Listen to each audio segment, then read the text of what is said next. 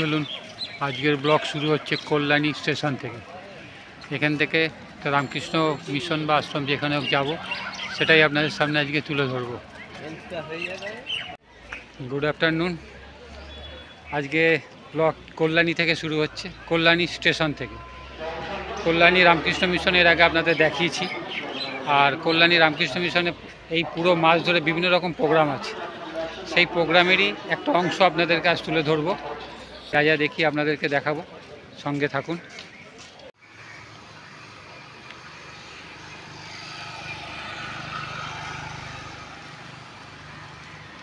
এই হচ্ছে কল্যাণী রামকৃষ্ণ মিশন বা রামকৃষ্ণ মিশন কল্যাণী।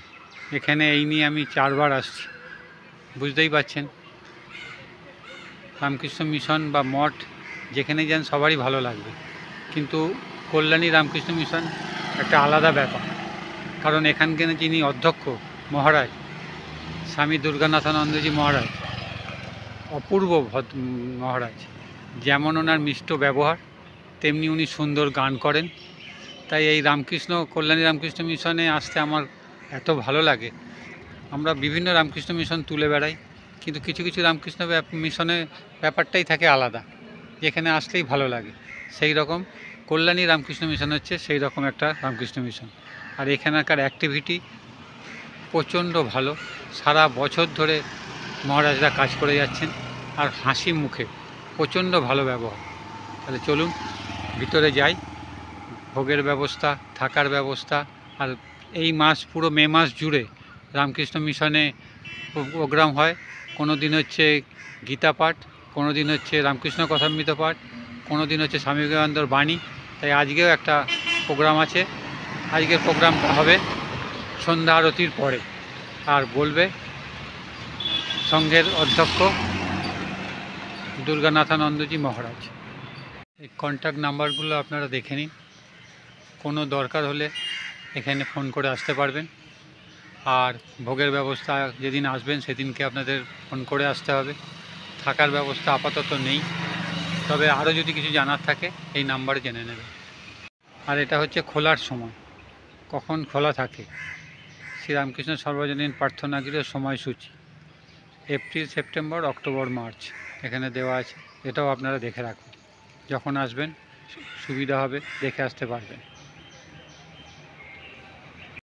এই হচ্ছে অফিস কার্যালয়, আর হচ্ছে বেদান্ত সাহিত্য। এখানে বই পাবেন, বিভিন্ন রকম সামগ্রী পাবেন।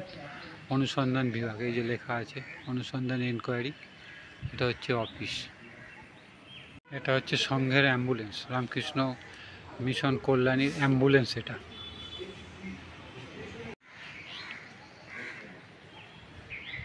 স্বামী বিবেকানন্দের বিভিন্ন বাণী আছে এখানে। কখনো বলো না, কখনো বলো না আমি করতে পারবো না, তুমি অনন্ত এবং সব শক্তি তোমার ভিতরে আছে, তুমি সব কিছুই করতে পারো। আমি বিশ্বাস করি যে কেউ কিছু পাওয়ার উপযুক্ত হলে জগতের কোনো শক্তি তাকে বঞ্চিত করতে পারে না। মনের মতন কাজ পেলে অতি মূর্খও করতে পারে। যে সকল কাজকেই মনের মতন করে নিতে পারে সেই বুদ্ধিমান, কোনো কাজই ছোট নয়। দেখতে পাচ্ছেন স্বামী বিবেকানন্দের বাণী এখানে রয়েছে। আর উপরে যে লোগোটা দেখতে পাচ্ছেন, এই লোগোটা কিন্তু স্বামী বিবেকানন্দ তৈরি করেছিল। খুব সুন্দর এই রামকৃষ্ণ মিশন কল্যাণী। আপনারা অবশ্যই আসবেন দেখতে, খুব ভালো লাগবে। আর আসলে অবশ্যই শিয়ালদা দিয়ে আসলে আপনারা কল্যাণী সীমান্ত লোকাল ধরবেন, ধরে ঘোষপাড়া স্টেশনে নামবেন। ওখান থেকে 10 টাকা টোটো এখানে। আর যদি কল্যাণীতে নামেন তাহলে আপনাদের 80 টাকা করে নিয়ে নেবে আসতে এখানে, কারণ কল্যাণী থেকে এটা ঘোষপাড়া অনেকটা দূর।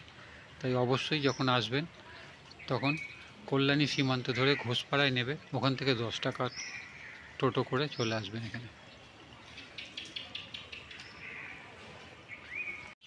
এখানটায় হাত মুখ ধোয়ার জন্য ব্যবস্থা আছে। আর এদিকে আছে টয়লেট, পুরুষ মহিলা টয়লেট আছে, সব কিছু ব্যবস্থা আছে, কোনো অসুবিধে নেই। চলে আসুন, একবার ঘুরে যান এখান থেকে। একবার চেক করে নিয়ে দেখো ফাইন আছে, একটা প্রিন্ট আউট বার করো, এটা প্রিন্ট আউট বার করে ফাইলের মধ্যে রেখে ওঠার মুখে ডান দিকে একটা ছোট্ট মন্দির আছে, আর বাঁ দিকে আর একটা ছোট্ট মন্দির আছে, আর ঢোকার মুখটা এইরকম। চলুন এবার ভিতরে যাই। দেখছি প্রার্থনা গৃহ, ভিত্তিপ্রস্তর স্থাপন করেছিলেন স্বামী গহনানন্দজি মহারাজ, অধ্যক্ষ সংঘাধ্যক্ষ রামকৃষ্ণ মঠ ও বেলুর মঠ।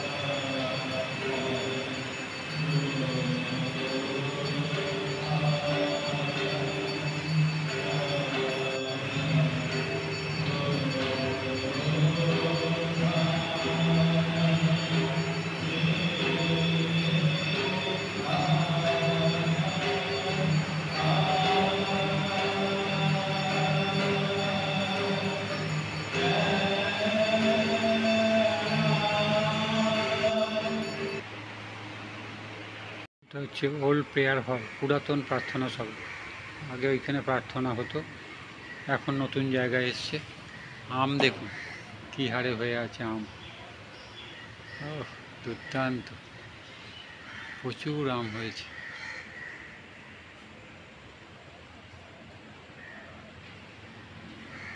ফুল গাছ বসানো আছে চারিদিকে, খুব সুন্দর এই রামকৃষ্ণ মিশন। অবশ্যই একবার আসবেন, ঘুরে যাবেন, খুব সুন্দর করে তৈরি করা হয়েছে। আর প্রত্যেক দিন কোনো না কোনো প্রোগ্রাম থাকে, কারণ বাবা আগেই বলেছি। এই দেখুন কত আম পড়ে যাচ্ছে, টপার টপ আম পড়ছে, পারছে। ও হনুমান এসছে, হনুমান, সেই জন্য আম পড়ছে। দেখুন সব আম ফেলে যাচ্ছে, প্রচুর আম পড়ে যাচ্ছে নিচে।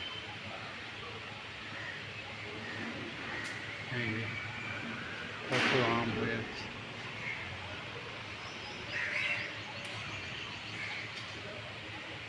হনুমানে আম একদম তছনছ করে দিচ্ছে।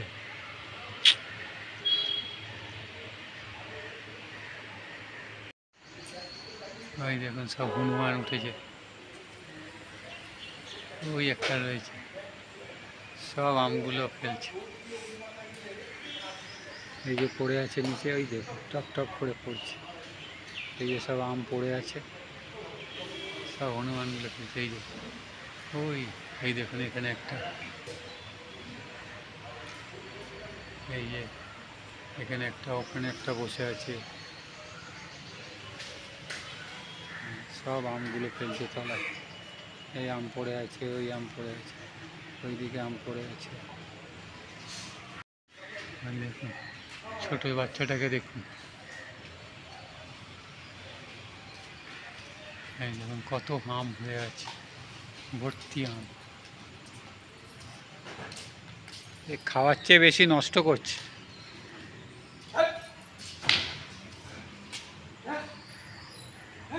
এই দেখুন লেজ নাড়ছে একটা। সব আমগুলো নষ্ট করে দিল, এইভাবে ছিঁড়ে কেটে ফেলে দিচ্ছে উপর থেকে।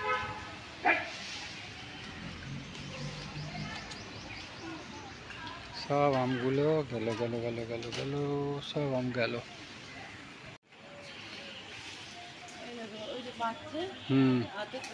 এখানে হচ্ছে গ্রন্থাগার।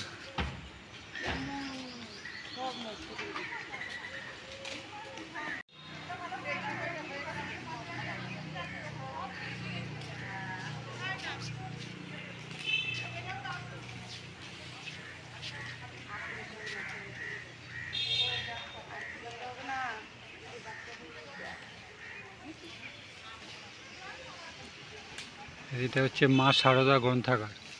এই যে দেখতে পাচ্ছেন মা সারদা গ্রন্থাগার এই দিকটা। আর এটা হচ্ছে মন্দিরের পুরো এলাকা। এটা হচ্ছে প্রসাদ গৃহ, এখানে প্রসাদ নেওয়ার জন্য জলের জায়গা। আর এটা হচ্ছে ব্রহ্মানন্দ সাধু নিবাস, এখানে সাধুরা থাকেন। এটা হচ্ছে প্রাইভেট, ওদিকে যাওয়ার নিয়ম নেই।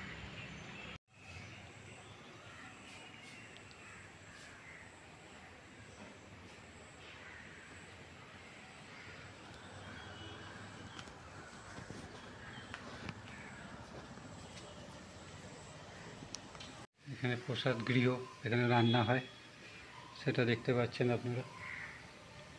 এই হচ্ছে রান্নার জায়গা, আর এখানে প্রসাদ বিতরণ করা হয়। রজনীগন্ধা স্টিক হয়ে আছে কত, দারুণ লাগছে না দেখতে? খুব সুন্দর লাগছে, খুব সুন্দর মন্দিরটা। এটার নিচে যে দেখছেন এটা হচ্ছে গ্রাউন্ড ফ্লোর, এখানে সমস্ত প্রোগ্রাম, কালচারাল প্রোগ্রাম এখানে হয়।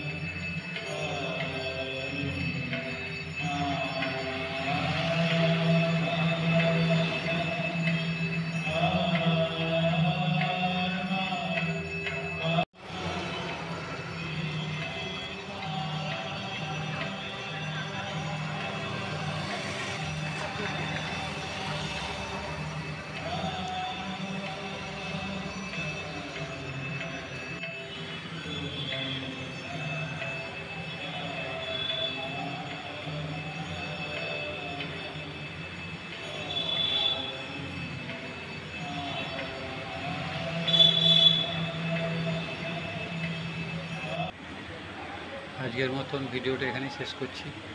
ভেবেছিলাম কথাম রামকৃষ্ণ কথামৃত পাঠ আজকে আছে, স্বামী দুর্গানাথানন্দজি মহারাজের মুখ থেকে শোনাবো, কিন্তু অনেক রাত হয়ে যাবে, আমাকে বেহালা ফিরতে হবে। এবারে সন্ধ্যা আরতি হবে, তারপরে ওই কথামৃত পাঠ শুরু হবে।